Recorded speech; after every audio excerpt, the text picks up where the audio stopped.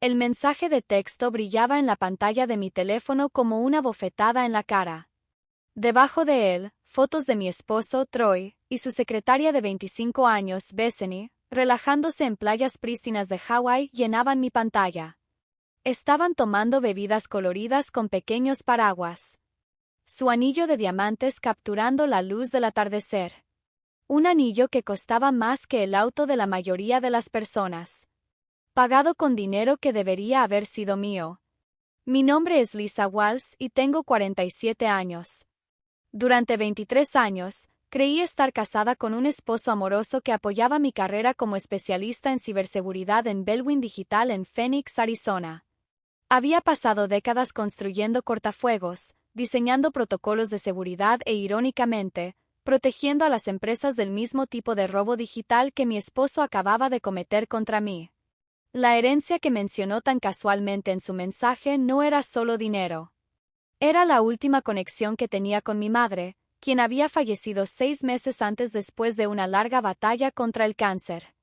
Dejé mi teléfono con manos temblorosas, mirando el modesto apartamento que ahora llamaba hogar después de que Troy me echara de nuestra casa 3 semanas antes. Me había entregado los papeles del divorcio el mismo día que anunció su compromiso con Bethany, alegando que estaba demasiado enfocada en el trabajo y emocionalmente ausente. Lo que no mencionó fue que había estado planeando esta traición durante meses, transfiriendo sistemáticamente activos y liquidando cuentas mientras yo estaba consumida cuidando a mi madre moribunda. La ironía no se me escapó de que el hombre que me había acusado de ser fría y calculadora había orquestado la traición más calculada que podía imaginar. Mientras yo sostenía la mano de mi madre en sus momentos finales, Troy aparentemente estaba planeando su nueva vida con una mujer apenas mayor que nuestra hija habría sido si hubiéramos tenido hijos. La herencia, casi 200,000 pesos que mi madre había ahorrado a lo largo de una vida de cuidadoso presupuesto, debía ayudarme a reconstruir después del divorcio. En cambio, estaba financiando la escapada romántica de Troy con su nueva esposa, una mujer que se reía de sus bromas y lo llamaba papi de una manera que me hacía estremecer. Mientras desplazaba más fotos de su paraíso tropical, algo oscuro y determinado se asentó en mi pecho. Troy pensaba que era inteligente, que su comprensión básica de la banca y los vacíos legales lo hacía intocable. Pero había olvidado un detalle crucial sobre su pronto a ser exesposa. No solo trabajaba en ciberseguridad. Era una de las mejores en el negocio. Y a diferencia de él, realmente entendía cómo se movía el dinero en la era digital, cómo se podían rastrear las cuentas y, más importante, cómo se podían manipular. Había cometido el error de subestimarme, y ese descuido estaba a punto de volverse muy, muy caro para él. Mi relación con Troy no siempre había sido este campo tóxico de traición y manipulación. Nos conocimos en la universidad cuando yo estudiaba ciencias de la computación y la administración de empresas. En ese entonces, parecía encantador y ambicioso, hablando de construir un futuro juntos donde ambos seríamos exitosos en nuestros respectivos campos.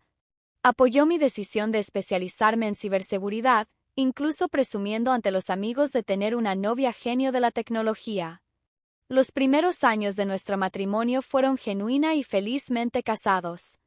Troy inició su propia firma de consultoría Miche & Associates, mientras yo escalaba posiciones en varias empresas de tecnología antes de conseguir mi trabajo soñado en Bellwin Digital.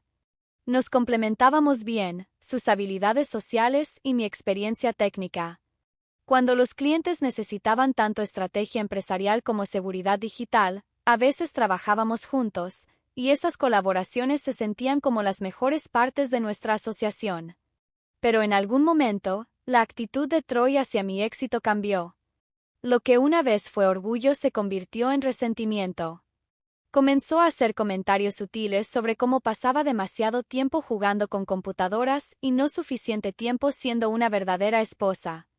Cuando recibía promociones o reconocimiento por mi trabajo, encontraba formas de minimizar el logro, sugiriendo que solo tenía éxito porque las empresas necesitaban cumplir con cuotas de diversidad o porque mis colegas masculinos querían acostarse conmigo.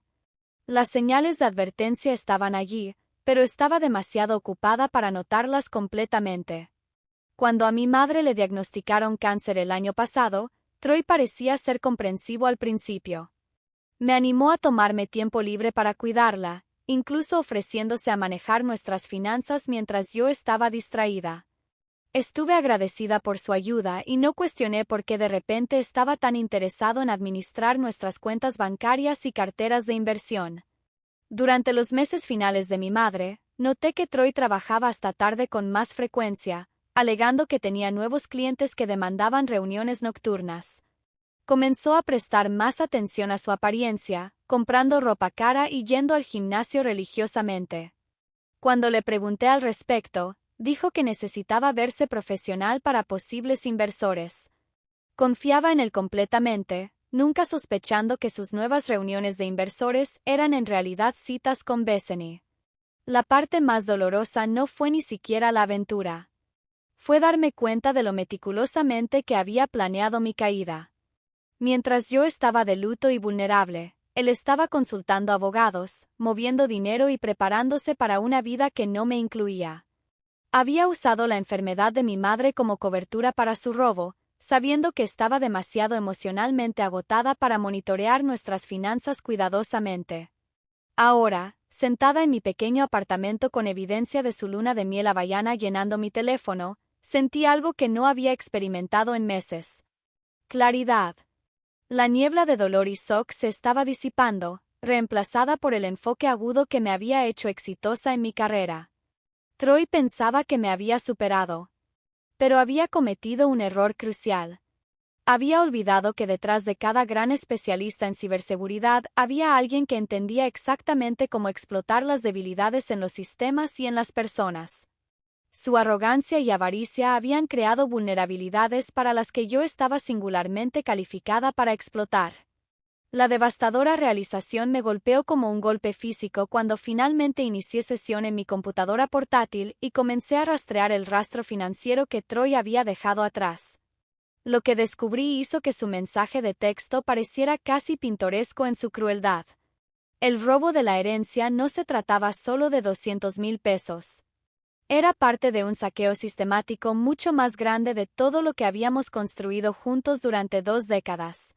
Usando mis habilidades en ciberseguridad, rastreé el movimiento de fondos a través de múltiples cuentas.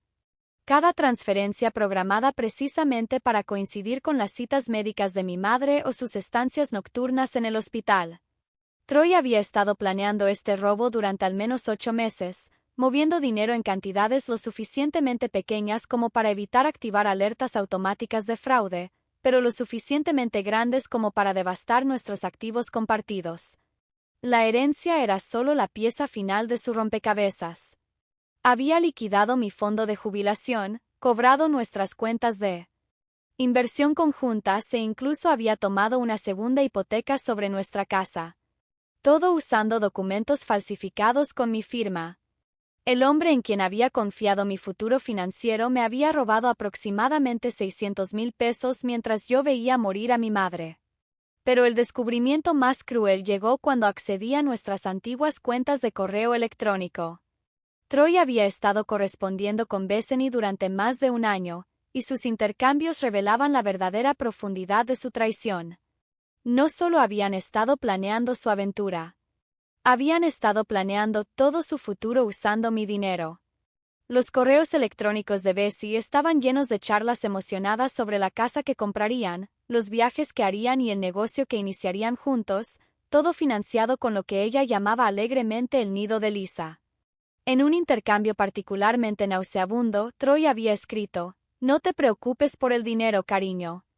Está tan enterrada en código y cuidando a su mamá enferma que ni siquiera revisa las cuentas ya. Para cuando se dé cuenta de lo que está pasando, estaremos casados y viviendo en Hawái. ¿Qué va a hacer? ¿Hackearnos?". Ambos encontraron esto hilarante, a juzgar por los emojis de risa que siguieron. Esa última línea resonó en mi cabeza mientras me sentaba en la oscuridad de mi apartamento, la luz de la pantalla de mi computadora portátil iluminando mi rostro. ¿Qué va a hacer? ¿Hackearnos? Troy lo había dicho como una broma, una risa desdeñosa ante la idea de que su exesposa nerd de la computación pudiera representar alguna amenaza real para su paraíso cuidadosamente planeado. Estaba a punto de descubrir exactamente lo que yo podía hacer. Pasé el resto de la noche documentando todo, creando un rastro digital irrefutable de la traición de Troy, pero la recopilación de evidencia era solo el comienzo. A lo largo de los años, había desarrollado ciertas capacidades en mi trabajo de ciberseguridad, herramientas y técnicas que existían en áreas grises legales, métodos que teóricamente eran para fines defensivos, pero que podían reutilizarse para aplicaciones más agresivas. Troy pensaba que era inteligente, pero había cometido el error fatal de subestimar a la mujer que había traicionado. Quería saber lo que yo podía hacer. Estaba a punto de mostrarle la diferencia entre robar dinero y enfrentarse a alguien que podía hacer que ese dinero desapareciera por completo. Intenté tomar el camino correcto inicialmente, creyendo que la justicia llegaría a través de los canales legales adecuados.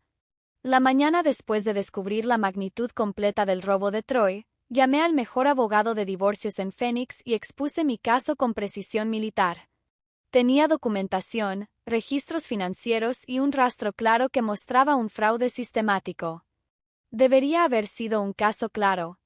Entiendo su frustración, señor Walls, dijo la abogada Jennifer Ayes durante nuestra consulta, pero la realidad es que los casos de conducta financiera conyugal son increíblemente difíciles de procesar, especialmente cuando los activos eran técnicamente propiedad conjunta. Propiedad conjunta que él movió sin mi conocimiento o consentimiento mientras yo cuidaba a mi madre moribunda, repliqué, mi voz tensa con ira controlada. Probar ese nivel de decepción requerirá una litigación extensa, y aún así, la recuperación es complicada cuando los fondos han sido gastados en el extranjero. Estamos hablando de años de batallas legales sin garantía de éxito.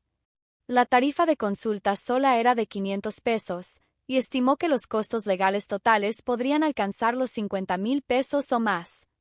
Mientras tanto, Troy y Bethany publicaban actualizaciones diarias desde su paraíso hawaiano, mi herencia financiar, su cena romántica y masajes para parejas. Desesperada por alternativas, presenté un informe policial por robo. Pero el detective Rodríguez fue igualmente desalentador. Mire, señora Walls, simpatizo con su situación, pero técnicamente su esposo tenía acceso legal a estas cuentas. El fiscal de distrito no presentará cargos en lo que parece ser un asunto civil. ¿Asunto civil? Repetí con incredulidad. Él falsificó mi firma en documentos de préstamos. ¿Puede probar que las firmas fueron falsificadas? Porque su abogado argumentará que le dio permiso para manejar las finanzas mientras usted lidia con problemas familiares. Esa tarde, llamé a mi hermano Michael en Seattle, esperando al menos apoyo emocional. En cambio, recibí otro golpe devastador. Karen, no sé cómo decirte esto, dijo, su voz pesada de renuencia. Troy me llamó ayer. Dijo que has estado teniendo algún tipo de crisis desde que mamá murió. Que has estado haciendo acusaciones salvajes sobre dinero. Parecía realmente preocupado por ti.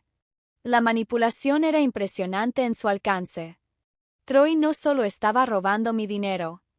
Estaba robando mi credibilidad, pintándome como una mujer inestable que tenía un episodio psicótico inducido por el dolor. Para cuando pudiera probar el robo, mi reputación estaría destruida y su narrativa estaría firmemente establecida. Michael, ¿me conoces? ¿Sueno inestable para ti? Pregunté, luchando por mantener mi voz estable. Suenas enojada, admitió. Mira, tal vez deberías enfocarte en sanar en lugar de pelear. Troy dijo que estaría dispuesto a llegar a algún tipo de acuerdo si dejas de perseguir acciones legales. ¿Un acuerdo? Troy quería negociar la devolución de una fracción de lo que robó a cambio de mi silencio y conformidad. La audacia era asombrosa, pero también esclarecedora. Estaba lo suficientemente preocupado por la exposición legal como para desacreditarme preemptivamente con mi propia familia. Esa noche, recibí otro mensaje de texto de Troy. Vi que presentaste un informe policial. Eso fue un drama innecesario, Karen. Estoy dispuesto a discutir un acuerdo razonable cuando regresemos de nuestra luna de miel. No hay necesidad de hacer esto más feo de lo que necesita ser. Adjunto había otra foto de él y Bethany en un restaurante caro. su anillo de compromiso brillando a la luz de las velas mientras compartían lo que parecía una cena de 1,000 pesos. La casual desestimación de mi dolor y mi indignación como un drama innecesario fue la gota que colmó el vaso. Miré esa foto durante mucho tiempo, estudiando sus rostros. Se veían tan confiados, tan seguros en su victoria. La expresión de Troy tenía un toque de satisfacción arrogante, como si estuviera saboreando no solo el vino caro, sino el conocimiento de que había superado por completo a su exesposa. Pensaba que había ganado. Pensaba que su cuidadosa planificación y maniobras legales lo habían hecho intocable. Pero Troy había olvidado que yo no era solo una esposa abandonada llorando en sus pañuelos. Era una especialista en ciberseguridad con 25 años de experiencia en guerra digital. Y si el sistema legal no me daría justicia, yo crearía la mía propia.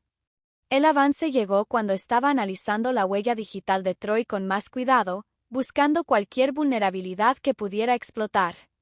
Lo que descubrí me hizo darme cuenta de que la arrogancia de mi esposo se extendía mucho más allá de su traición personal.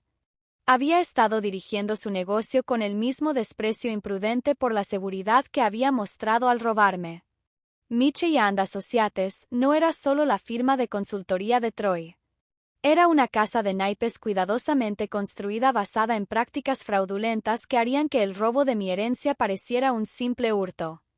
Utilizando técnicas que había desarrollado para pruebas de penetración en Bellwin Digital, obtuve acceso a sus servidores comerciales y descubrí un patrón sistemático de fraude a clientes que abarcaba casi 5 años.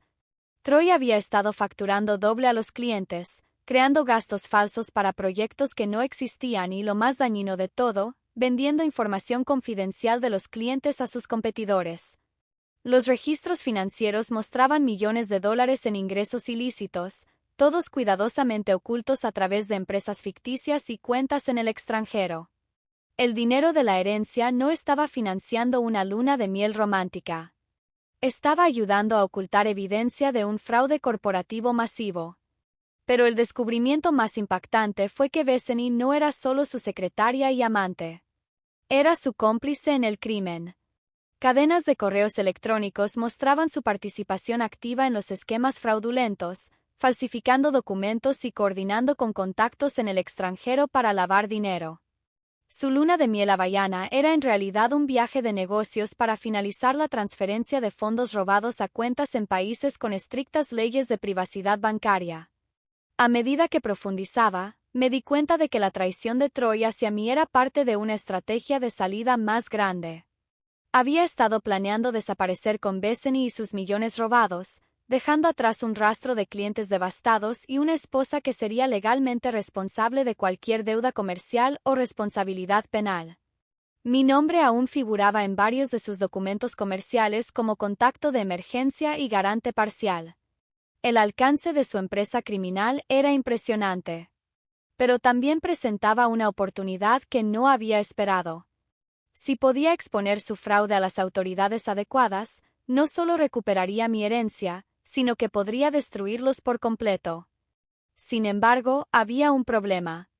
La evidencia que había recopilado se obtuvo mediante métodos que no eran exactamente legales. Cualquier fiscal desestimaría mis hallazgos debido a cómo los había adquirido, y yo podría enfrentar cargos criminales por acceso no autorizado a computadoras. Necesitaba una manera de exponer sus crímenes sin revelar mi propia investigación ilegal. Fue entonces cuando recordé el virus. 3 años antes, había desarrollado una sofisticada pieza de malware para un contrato gubernamental, un programa diseñado para infiltrarse en sistemas extranjeros y recopilar inteligencia mientras parecía ser una actualización de software de rutina. El proyecto había sido clasificado y se me había requerido entregar todas las copias a las autoridades federales, pero había guardado una copia de respaldo en un disco encriptado, diciéndome a mí misma que era para fines de investigación académica. El virus era elegante en su simplicidad. Una vez activado, copiaría sistemáticamente todos los archivos de las computadoras infectadas y los transmitiría a un servidor seguro mientras creaba registros de sistema falsos para encubrir sus huellas. Más importante aún, podía programarse para activarse automáticamente cuando se cumplían ciertas condiciones, como cuando las computadoras infectadas se conectaban a redes bancarias internacionales específicas. Pasé los siguientes 2 días modificando el código, creando una versión que se activaría cuando la computadora portátil de Troy accediera a sus cuentas en el extranjero. La belleza del plan era que el virus haría parecer que su propia actividad criminal lo había expuesto. Las mismas vulnerabilidades de seguridad que había creado a través de su fraude serían su perdición.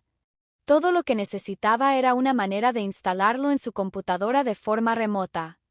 Afortunadamente, la arrogancia de Troy me había dado la apertura perfecta. Todavía estaba usando la misma dirección de correo electrónico y contraseñas que había utilizado durante nuestro matrimonio, sin molestarse en cambiarlas después de nuestra separación. La pieza final de mi plan requería paciencia y un tiempo perfecto. Sabía por sus publicaciones en redes sociales que Troy y Bethany regresarían a Phoenix en 3 días, y Troy necesitaría acceder inmediatamente a sus cuentas comerciales para gestionar las porciones legítimas de su firma de consultoría. Ese sería mi momento para atacar. Pero mientras me preparaba para ejecutar mi plan, surgió una complicación inesperada. Mi teléfono sonó a las 2 de la mañana, mostrando un número que no reconocía. Cuando respondí, la voz de una mujer habló en oraciones rápidas y frenéticas. ¿Es esta Lisa Walls? No me conoces, pero mi nombre es Patricia Lewis. Soy una cliente de la firma de tu esposo y creo que necesitas saber lo que él nos ha hecho. La historia de Patricia era desgarradora e indignante en igual medida. Era una viuda de 70 y tantos años que había contratado a Troy para gestionar las inversiones de jubilación de su difunto esposo. Durante los últimos 2 años, él había drenado sistemáticamente sus cuentas, alegando que el dinero se estaba invirtiendo en oportunidades de alto rendimiento en el extranjero. Solo descubrió la verdad cuando intentó retirar fondos para gastos médicos y encontró sus cuentas casi vacías. Llamé a la policía, pero dijeron que era un asunto civil, dijo, su voz quebrándose. Él robó el dinero del seguro de vida de mi esposo, todo por lo que trabajamos. No sé qué hacer. ¿Cómo conseguiste mi número? Pregunté, aunque sospechaba que ya conocía la respuesta. Contraté a un investigador privado. Él descubrió tu situación y dijo que podría haber otras víctimas. Hay al menos 6 de nosotras que sabemos. Todas clientes mayores a quienes ha estado robando. No podemos permitirnos abogados si la policía no nos ayuda. La conversación duró más de 1 hora y al final me di cuenta de que mi venganza personal se había convertido en algo mucho más grande. Troy no era solo un esposo infiel que había robado mi herencia. Era un depredador, que apuntaba a ancianos vulnerables, destruyendo la seguridad financiera de personas que no podían defenderse. Patricia me dio información de contacto de las otras víctimas, y durante el día siguiente, hablé con cada una de ellas. El patrón siempre era el mismo.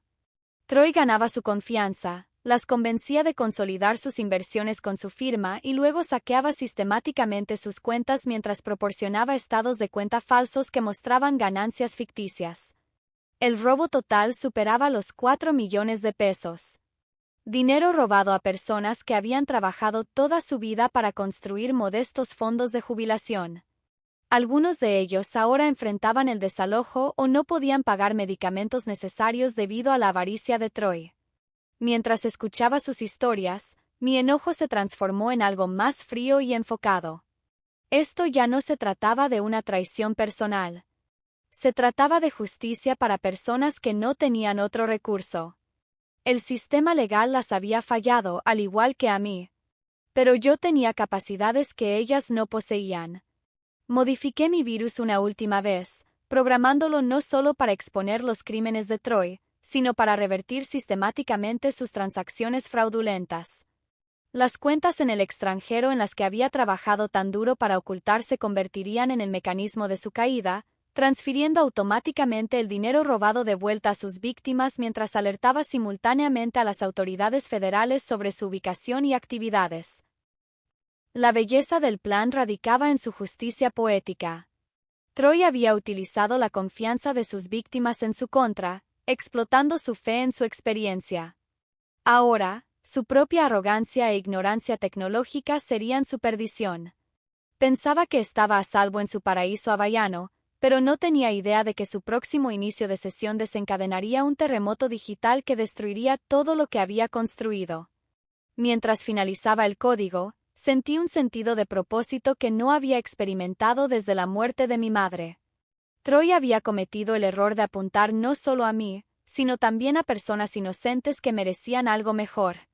Estaba a punto de aprender que algunas peleas lo eligen a uno y que algunos enemigos simplemente no se pueden permitir tener. El regreso de Troy a Phoenix se anunció con la arrogancia típica.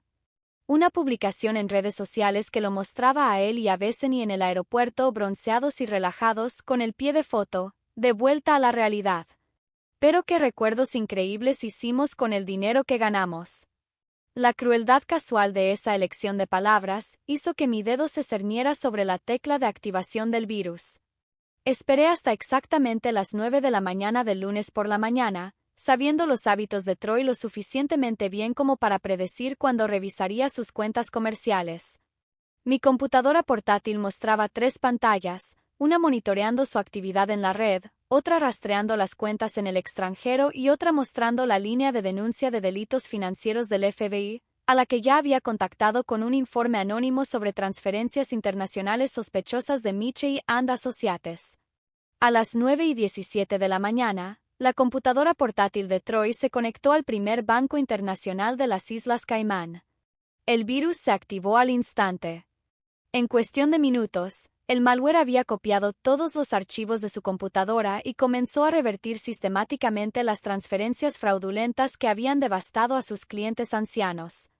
El fondo de jubilación robado de Patricia Lewis fue el primero en ser restaurado, seguido por las otras víctimas en orden de su desesperación financiera. El virus trabajó de manera silenciosa y eficiente, utilizando los propios códigos de acceso y autenticación de Troy para hacer que las transferencias parecieran legítimas. Pero el verdadero golpe maestro fue lo que sucedió a continuación. El virus activó simultáneamente alertas de fraude automatizadas en múltiples redes bancarias internacionales, marcando el movimiento repentino de millones de dólares como actividad sospechosa. En 30 minutos después del inicio de sesión de Troy, los investigadores federales recibían notificaciones en tiempo real sobre posibles operaciones de lavado de dinero rastreadas hasta su negocio. Mi teléfono vibró con un mensaje de texto de Troy. Algo anda mal con mi computadora.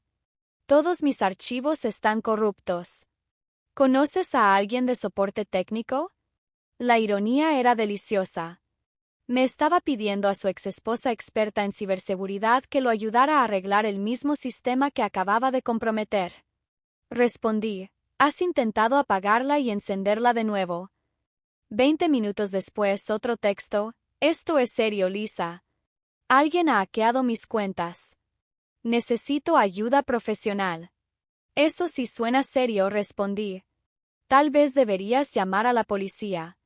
Las piezas del dominó cayeron más rápido de lo que había anticipado. Para el mediodía, Patricia me llamó en lágrimas, no de dolor esta vez, sino de alivio. Lisa, no entiendo qué pasó, pero mi dinero ha vuelto, sollozó por teléfono. Todo. Simplemente apareció en mi cuenta esta mañana con una nota diciendo que el banco había descubierto actividad fraudulenta y revertido las transacciones. Llamadas similares llegaron de las otras víctimas a lo largo del día. Clientes ancianos que se enfrentaban a la ruina financiera de repente estaban completos nuevamente. Sus fondos de jubilación robados misteriosamente restaurados. La unidad de delitos financieros del FBI estaba siguiendo varios indicios prometedores en lo que describían como un sofisticado esquema de fraude internacional.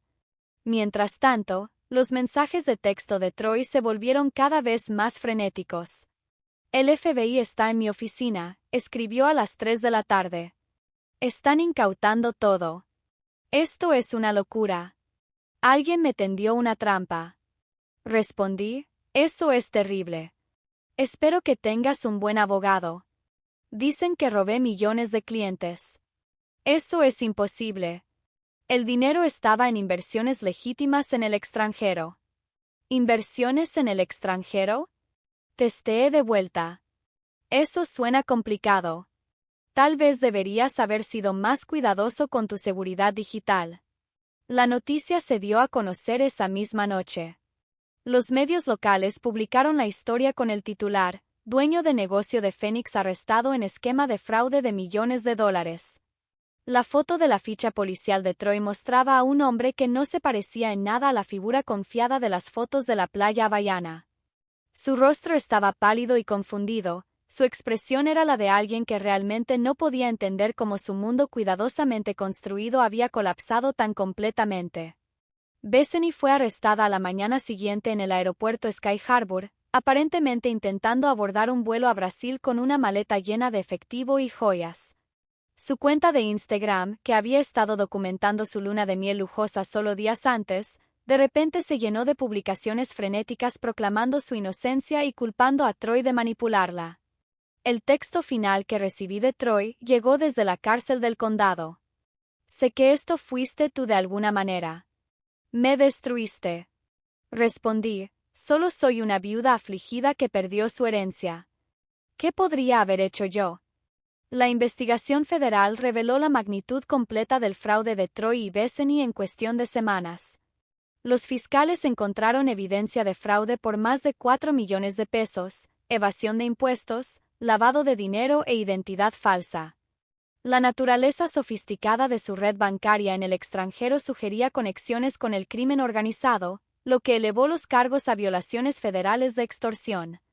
Troy fue sentado a 15 años en una prisión federal, mientras que Bethany recibió 8 años después de aceptar testificar en su contra. Sus activos fueron incautados y liquidados, y los ingresos se distribuyeron entre sus víctimas. El complejo turístico hawaiano que habían planeado comprar se vendió en una subasta, y los ingresos se destinaron a pagos de restitución. Lo más satisfactorio fue enterarme de que su elaborada boda financiada con dinero robado había sido anulada cuando el testimonio de Bethany reveló que había estado casada con otra persona durante toda su relación. El sueño de Troy de una nueva vida con su joven novia había estado construido sobre mentiras desde el principio. Un año después, sentada en mi pequeño apartamento, ahora financieramente segura con mi herencia restaurada y una compensación adicional del Fondo para Víctimas, reflexioné sobre la extraña justicia de todo. Troy me había enseñado algo valioso sobre la naturaleza de la venganza. A veces, el castigo más devastador proviene simplemente de permitir que las personas enfrenten las consecuencias de sus propias decisiones. El virus solo había acelerado el colapso inevitable de una empresa criminal construida sobre la avaricia y la arrogancia. Mi madre habría estado orgullosa de saber que su herencia había ayudado finalmente a restaurar los ahorros de jubilación de 6 víctimas ancianas, y que su hija había encontrado una manera de transformar una traición personal en una fuerza para la justicia.